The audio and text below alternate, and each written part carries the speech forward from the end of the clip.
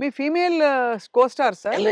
ఎవరు మీ ఫేవరెట్ మీతో పాటు? అంటే అప్పట్లో అప్పట్లో ఎవరున్నారండి? ఎవరు లేరు ఎవరు కదా! లేరు. మీ టైమ్‌లో యాక్చువల్లీ ఎక్కువ మంది లేరు. మేము చా ఎందుకంటే అంటే బ్రహ్మానందం గారికి కోవై సరళ గారున్నారు. అంతకుముందు ఓ టైమ్‌లో ఆ! శ్రీలక్ష్మి గారు వీళ్ళందరూ ఉండేవారు పాత కామెడియన్సు. ఏవండీ 'కోవై సరళ' నాతోనే స్టార్టు.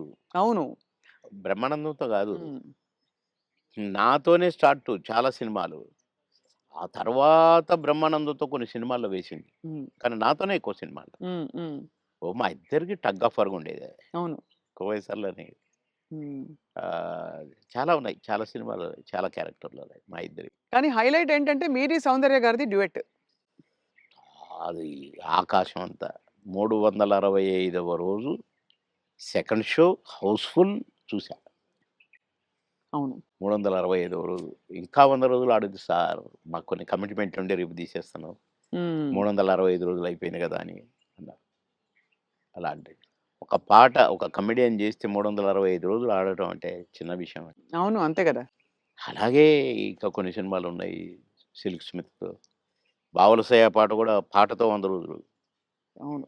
'బువ్వుంటే ఏమో కూరుంటే ఏమో' అని అడుక్కుంటే అది 100 రోజులు. పాటలతో 100 రోజులు ఆడిన సినిమాలంటే ఒక కమెడియన్‌గా అది నాకు గొప్ప గుర్తింపు, గొప్ప గొప్ప గొప్ప విజయం.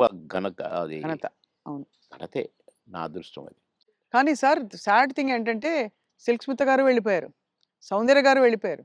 అవును. పాపం. మీకు తలుచుకుంటే బాధైతుంది కదా సార్ చాలా? చాలా. 'సిల్క్ స్మిత' గారు ఎలా ఉండేవారు సార్? చాలా చాలా క్లోజ్‌గా మంచి ఉండేవారు. వ్యక్తి అని అనేవారు. చాలా, చాలా, చాలా. ఆమె ఎవరిని కేర్ చేయదు. హ్మ్. ఎవరికీ నమస్కారం పెట్టదు. హ్మ్. కాలు మీద కాలేసుకొని కూర్చుంటది. హ్మ్. కూర్చొని కళ్ళద్దాలు మళ్ళీ. హ్మ్. అందరిని చూస్తుంటది ఇట్లా. నేనడిగిన, "బాస్ మీరు నల్ల కళ్ళద్దాలు పెట్టుకుంటారు. కాలు మీద కాలేస్తారు. అది ఎవరొచ్చినా తీయరు. హ్మ్. అంటే మీరు నిద్రపోతారా? లేక అబ్జర్వ్ చేస్తారా?" అని అడిగాను నేను. అయితే, "అది కాదు బాస్ ఫూల్స్ నన్ను చూస్తారు. ఇలా ఇలా చూస్తారు నన్ను. అందుకని నన్ను ఎవడు చూస్తున్నాడా అని గమనిస్తూ ఉంటా నేను కళ్ళద్దాలు పెట్టుకొని" అని చెప్పింది నాకు. మరి హీరోలొచ్చినా కూడా తీయవు గదా! అంటే ఎందుకు తీయాలా? హీరోలొస్తే? యాటిట్యూడ్ మంచి స్ట్రాంగ్. నాతో మాత్రం నన్ను చూడంగానే కాళ్ళు తీసేది. నన్ను చూడంగానే లేచి నిలబడేది. నేనెక్కడ కూర్చుంటే అక్కడికొచ్చి కూర్చునేది.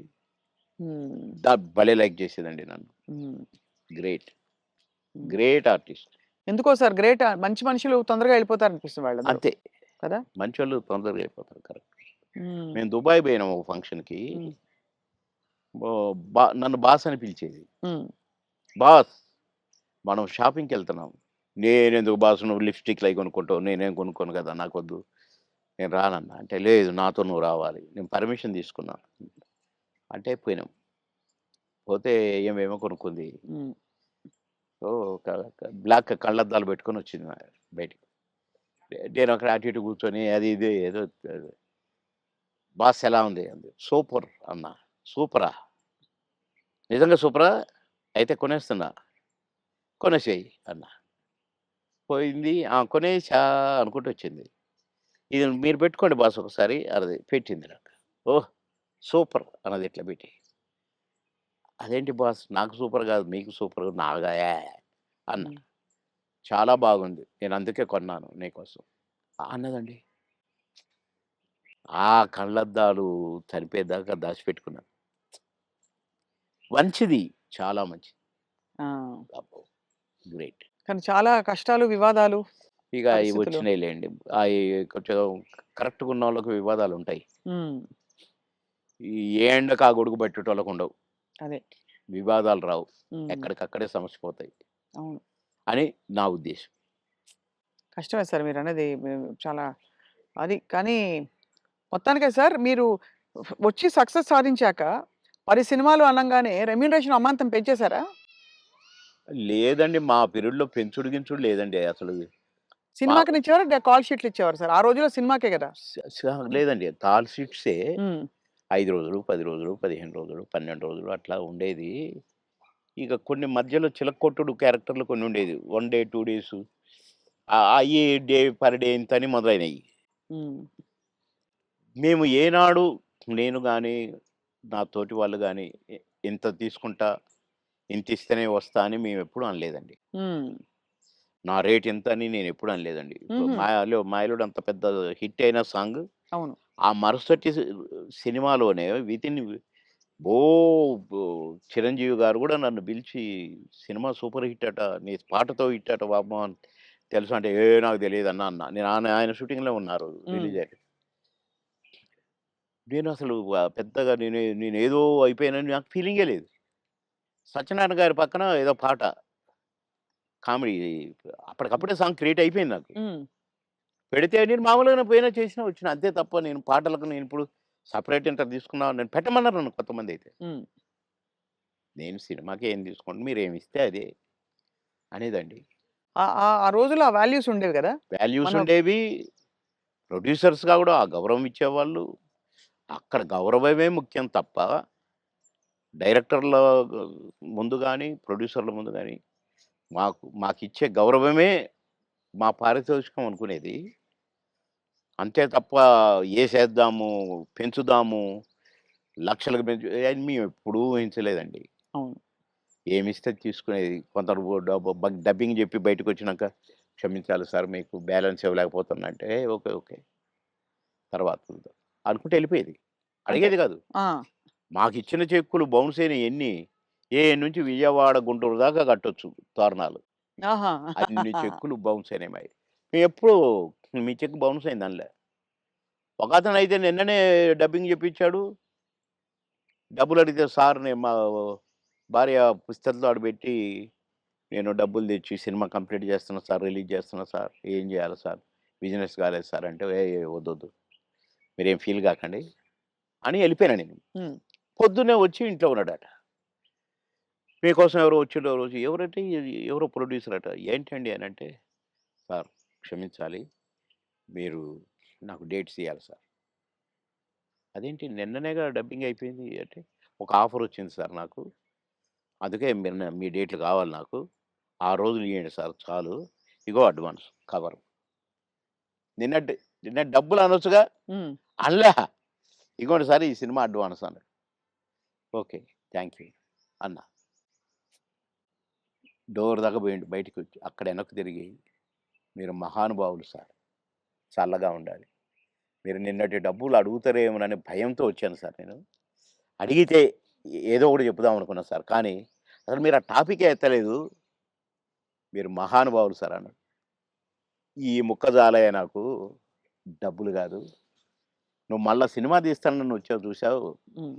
నువ్వు ఒక మనిషి ఒక సినిమా తీస్తే రోజుకు 200, 300 మంది బతుకుతారండి. అవును. అంతే గదా! ఇప్పుడు ఒక 100, 200 మంది జూనియర్ ఆర్టిస్టులు బతుకుతారు. ఇక్కడ ఈ సినిమాకు సంబంధించిన నటులు, వాళ్ళ అసిస్టెంట్లు, వాళ్ళ మేకప్ మ్యాన్‌లు బతుకుతారు. హ్మ్.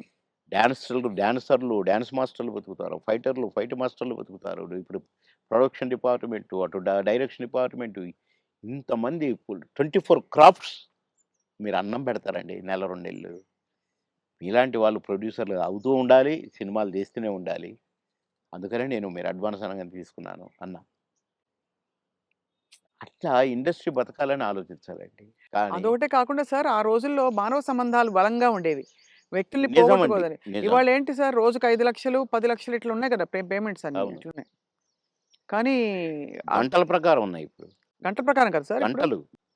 హ్మ్. నాకు అప్పట్లోనే నేను విన్నానండి.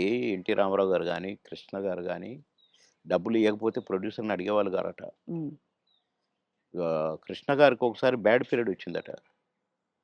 రోజు ఎన్నో సినిమాలు చేస్తూ, సంవత్సరానికి 12, 15 సినిమాలు హీరోగా చేస్తూ, అందరు హీరోలు 1, 2 సినిమాలే చేసేది. ఈయన 12 సినిమాలు, 15 సినిమాలు చేసేవాడు 'కృష్ణ' గారు. హ్మ్. అలాంటోడు అంటే డబ్బులు అడగడట. ఇస్తేనే తీసుకుంటాడట. అలాంటాయనకు సినిమాలు లేకుండా అయినాయి. హ్మ్. అలాంటాయన ఆగిపోయిన సినిమాల ప్రొడ్యూసర్‌ల కాడికి పోయి, ఎందుకు ఆగిపోయిందని తెలుసుకొని, ఎంతైతే స్టార్ట్ అయ్యిద్దని తెలుసుకొని డబ్బులిచ్చి, నేనిస్తాను నేను తీస్తా మిగతా సినిమా అని తీసి పెట్టేవాడంట. హ్మ్. ఇయన్నీ విన్నాం. అంత అందుకని చేసి మాకిచ్చే గింతంత ఇయ్యకపోతే దానికి ఏదో రాద్ధాంతం చేసి, నో అని వదిలేసారు. అసలు మీ ప్రయాణంలో మీరు కలిసిన దిగ్గజాలు ఆ వ్యక్తులు ఇప్పుడు మిస్ అవుతారు కదా సార్ మీరు చాలా. అంటే ఇప్పుడు ఒక్కసారి కళ్ళ ముందు కాలం మారిపోయింది. కనపడట్లే అలాంటోళ్ళు. అదే కాలం మారింది తెలుస్తోంది. అంటే కలికాలం అంటారు గదా! అయ్యయ్యయ్యో! కొట్టొచ్చినట్టు కనపడుతుంది. నన్ను రమాప్రమ అని నేను అంటే మాతో పాటు కమెడియన్ అనుకోని, "అరేయ్! రమిగా" అని పిలిచేది నేను. "అరేయ్! రమిగా అరేయ్! ఇటు రారా! ఎవడురా నువ్వు" అని పిలిచేది నేను. "ఆ! బాబు మా కాలంలో ఇట్లుంది. మా మా మా కాలం మా అదే మా పీరియడ్" ఏదో అనేదనమాట. హ్మ్. ఏంటి ఊరికే మా కాలం అంటావు. నీకు ఆ కాలం కంటే ఎక్కువ డబ్బులిస్తున్నారు గదా! ఇంకొకసారి అనొద్దు మా కాలం అని నేను కోప్పడ్డాను. హ్మ్. కోప్పడి ఒకరోజు మాట్లాడలా. కానీ ఆ తర్వాత నేను సినిమా యాక్టర్‌గా ఇటు మంత్రి అయిపోయి మంత్రి ఆహ్, ఎలక్షన్ చంద్రబాబు నాయుడు గారికి యాక్సిడెంట్ ఓడిపోయినాం గదా! గవర్నమెంట్ అవును. ఓడిపోయింది. అవును. అప్పుడు ఒక సినిమా ఒప్పుకొని షూటింగ్‌కి పోతే నాకర్థమైందండి. రమాప్రభ కరెక్ట్. మీ కాలం కరెక్ట్. మా కాలం కరెక్ట్. ఈ కాలం ఏంటి ఇట్లుంది. హ్మ్. నాకు తేడా కనిపించేసిందండి. హ్మ్. షూటింగ్ దగ్గర ఎంత దరిద్రంగానంటే ఆర్టిస్ట్‌కి విలువ లేదు. అసలు షూటింగ్‌కి విలువ లేదు. ఎవడి పని ఆళ్ళు చేసుకుంటున్నారు. అసలు ఆ కల్చర్ మొత్తం పోయి వీధి నాటకాలేస్తారు చూడండి. అవును. అట్లా కనిపించిందండి నాకు. 'రమాప్రభ యూ ఆర్ కరెక్ట్' అన్నా. అనుకున్న మనసులో. హ్మ్. అవును. అట్లా ఇప్పుడు మా పీరియడ్‌కి, ఈ పీరియడ్‌కి కనపడుతుందండి క్లియర్‌గా. హ్మ్. అవును. అసలు మా సినిమా నాకు ప్రామిస్ చెప్తున్నా, పొద్దున మీతో మాట్లాడిన తర్వాత ఒక్కసారి ఎందుకో అట బ్యాక్‌కి పోతే, కోడి రామకృష్ణ గారు షూటింగ్‌కొస్తే అదొక పిక్నిక్ స్పాట్‌లాగా కనపడేది. ఆయనొస్తుంటే ఆయనెమ్మటే అసిస్టెంట్లు, గిసిస్టెంట్లు నడుచుకుంటా అసలు ఎంత కళ కళ కళ. సరదాగుండేది. ఎంత కళగా ఉండేది. ఆ తర్వాత అలాంటి కళ కనపడలేదే అని నాకనిపించిందండి. హ్మ్. ఎవడికి వాడే ఆ 'జబర్దస్త్' నుంచి వచ్చినోడు వాడొకడు, వీడొకడు. మేము స్టార్స్ అని. కానీ మేమెప్పుడు అనుకోలేదే అవును. స్టార్స్ అని. ఏదో భగవంతుడు అవకాశం ఇచ్చాడు. ఆర్టిస్టులం అనుకునేదే తప్ప. వామ్మో! ఇప్పుడు ఊర్లోని ఒక్కొక్కళ్ళు మెయింటెనెన్సు అది కథ వ్యవహారం. ఇప్పుడేముంది సార్ ఒక టీవీ షోలో కనిపిస్తేనే పెద్ద స్టార్‌లా ఫీల్ ఆ! అయిపోతున్నారు.